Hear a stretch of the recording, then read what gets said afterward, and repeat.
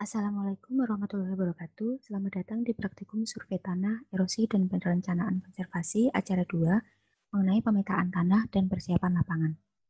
Terdapat 4 tujuan dalam praktikum acara 2 ini, yaitu yang pertama, menentukan skala survei tanah, yang kedua, membuat satuan pemetaan tanah atau SPT, yang ketiga, merumuskan metode survei tanah, dan yang keempat, menentukan kebutuhan data pengujian tanah. Pemetaan tanah atau survei tanah merupakan serangkaian kegiatan secara sistematik yang bertujuan untuk dapat memberikan gambaran seakurat mungkin mengenai persebaran satuan-satuan yang menyelimuti permukaan bumi. Proses pemetaan tanah secara garis besar dibagi menjadi 3, yaitu deliniasi, pengelompokan, dan memperoleh informasi. Deliniasi merupakan deliniasi batas alami dari suatu lereng dengan memperhatikan skala pemetaan yang digunakan. Untuk pengelompokan, yaitu pengelompokan dan klasifikasi tanah pada unit pemetaan tanah. Dan yang ketiga, memperoleh informasi properti tanah untuk menginterpretasi dan menggambarkan distribusi spasial pada peta tanah. Metode untuk menentukan batas tanah pada peta ada 2. Yang pertama metode analitik dan yang kedua metode sintetik. Metode analitik menggunakan sistem grid pada ukuran tertentu dengan menginterpolasi variabel-variabel tanah. Metode ini digunakan pada skala detail pada peta atau area yang tidak terlalu luas. Metode ini memerlukan waktu dan biaya yang lebih banyak. Untuk yang kedua adalah metode sintetik, menggunakan pendekatan bentuk lahan berdasarkan satuan unit bentuk lahan. Selain itu, menggunakan asumsi terhadap faktor pembentuk tanah. Metode ini efektif digunakan pada skala tinjau dengan area yang luas. Untuk jenis-jenis tanah, peta tanah ada 4. Yang pertama, konsesiasi. Satuan pemetaan tanah konsesiasi didominasi oleh satu satuan tanah dan tanah yang serupa. Berbeda satu atau dua kriteria saja. Dalam konsesiasi paling tidak memiliki 50% satuan tanah yang sama dan 25% satuan tanah yang serupa. SPT konsesiasi diberi nama sesuai dengan satuan tanah yang dominan. Yang kedua, asosiasi. SPT jenis asosiasi mengandung 2 atau lebih satuan tanah yang tidak serupa yang digunakan dalam penamaan SPT dan mempunyai komposisi yang hampir sama. Hanya memiliki perbedaan yang tegas lebih dari 3 kriteria.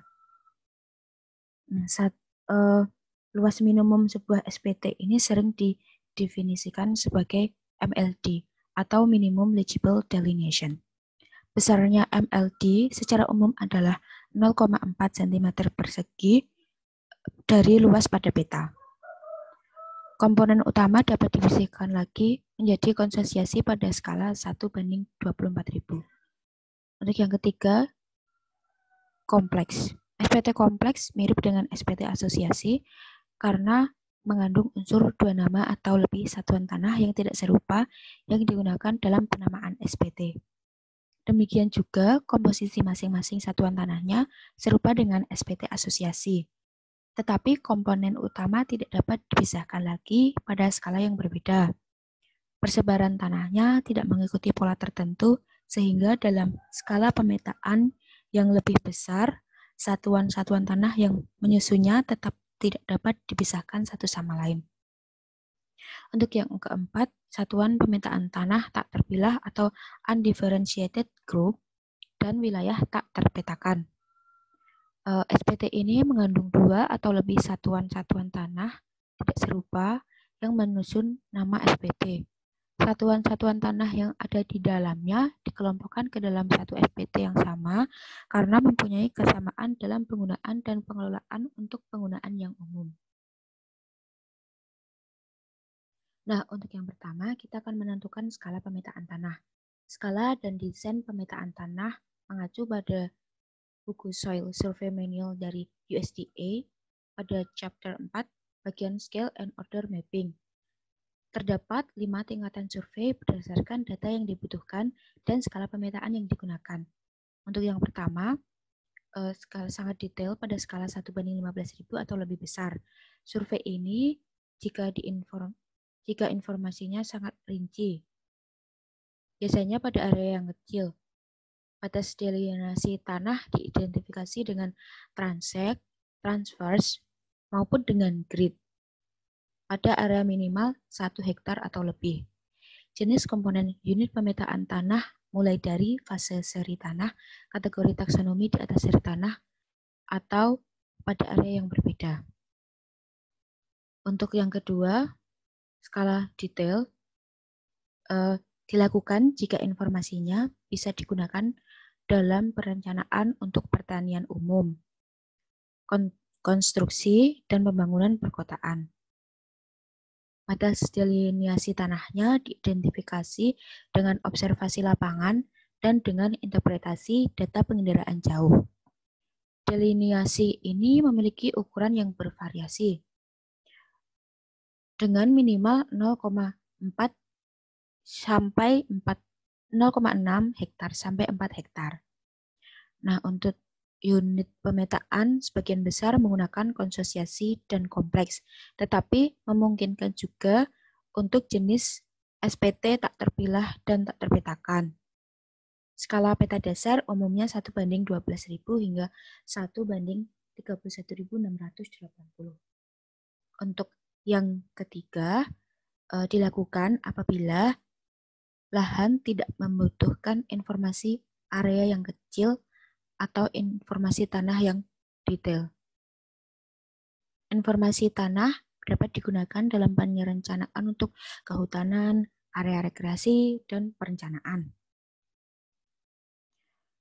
Batas delineasi tanah diidentifikasi dengan observasi lapangan dan dengan interpretasi data pengendaraan jauh. Unit pemetaannya termasuk juga asosiasi, kompleks, dan undifference.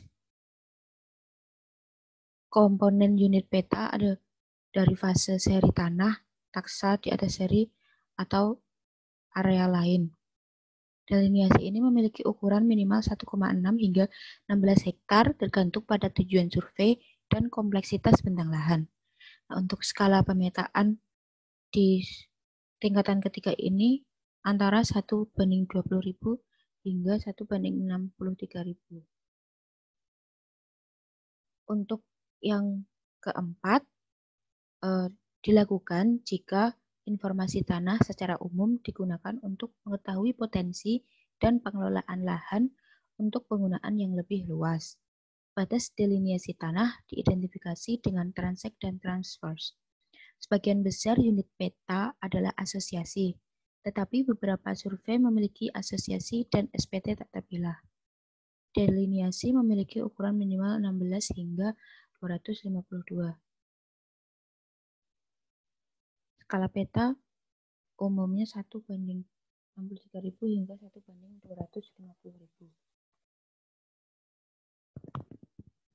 Untuk tingkat kelima, dilakukan untuk mengumpulkan informasi tanah di wilayah yang sangat luas dengan kedetailan yang sesuai untuk perencanaan regional.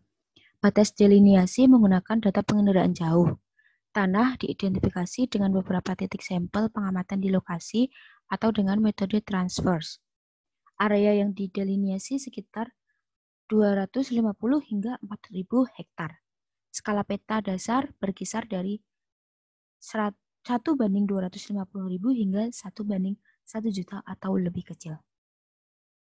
Kemudian kita akan masuk ke unit pemetaan tanah.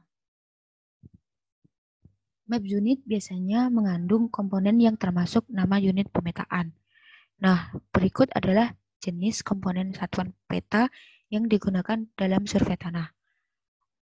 Yang pertama adalah soil series, atau bisa disebut dengan series, merupakan komponen yang paling umum, yang biasanya menggunakan nama tempat. Seperti contohnya kayak seri Bulak Sumur. Seperti itu. Terus yang kedua adalah taxonomies categories above the series, atau satu level di atas series, yang diberi istilah referensi.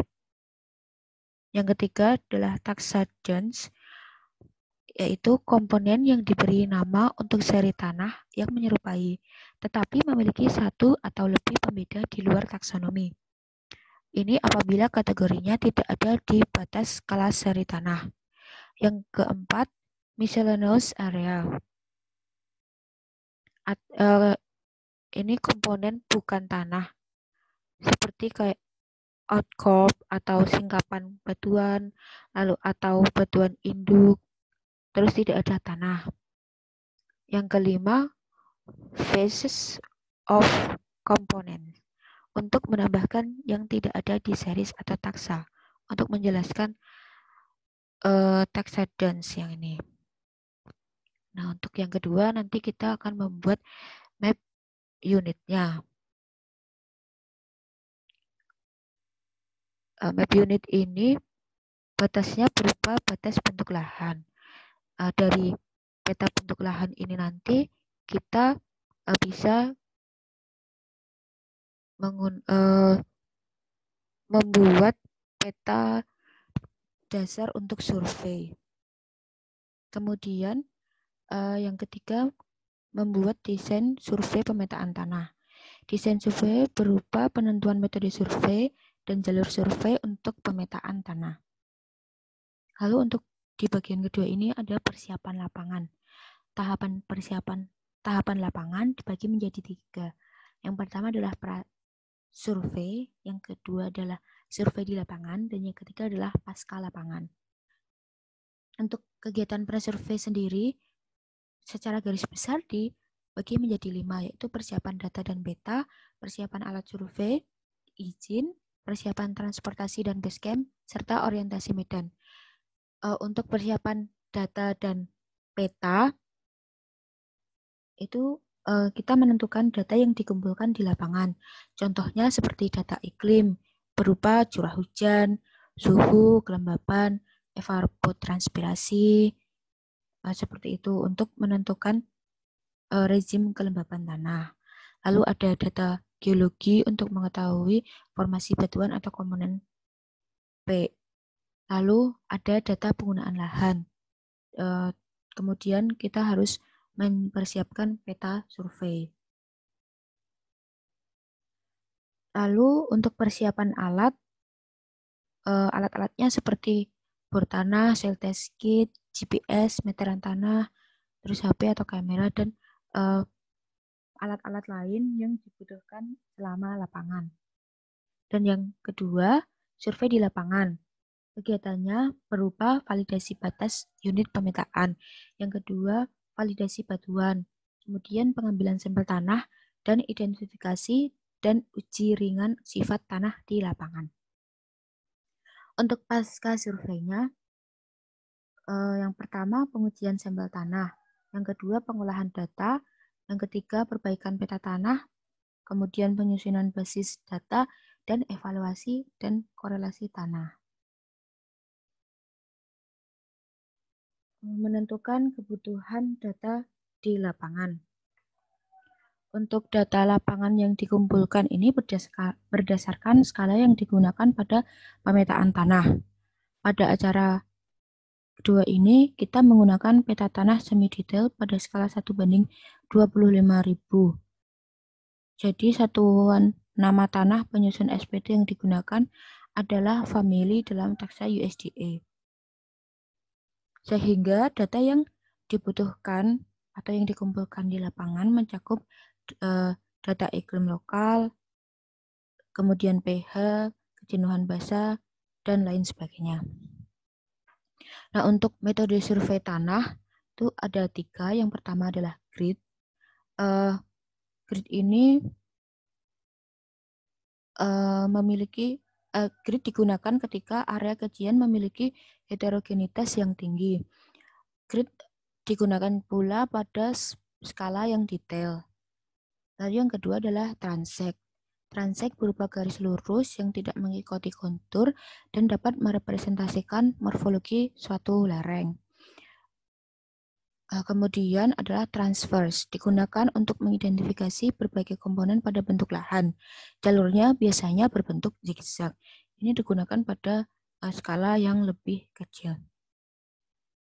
Lalu untuk teknis survei pemetaan tanah, kita harus merancang rencana jalur survei, lalu membuat checklist tentang data yang diperlukan untuk penamaan di taksa family. Dan yang ketiga, pembagian tugas di lapangan. Nanti teman-teman silahkan berdiskusi dengan kelompoknya. Untuk hasil praktikum acara 2 ini ada 6. Yang pertama adalah peta satuan unit bentuk lahan yang terdapat informasi jalur survei. Yang kedua, penampang melintang jalur survei. Yang ketiga, checklist deskripsi horizon tanah mencakup data-data yang diperlukan dalam pendefinian taksa sesuai skala pemetaan. Parameter yang termasuk ini yang dapat diidentifikasi di lapangan dan yang harus diuji laboratorium. Yang keempat, tabel alat dan bahan kegiatan lapangan. Yang dibutuhkan apa saja oleh teman-teman. Lalu yang kelima adalah role play kegiatan atau pembagian job desk. Jadi nanti kalian dalam satu kelas akan dibagi menjadi 2 kelompok.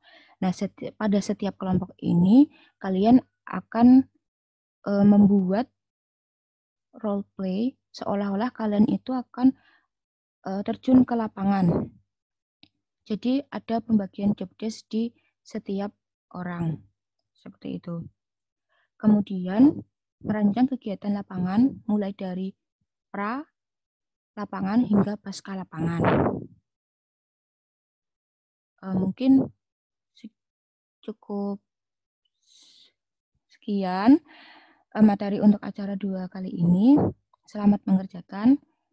Silahkan nanti kalau misalnya masih ada pertanyaan, langsung menghubungi asisten saja. Sampai jumpa di acara selanjutnya. Terima kasih. Assalamualaikum warahmatullahi wabarakatuh.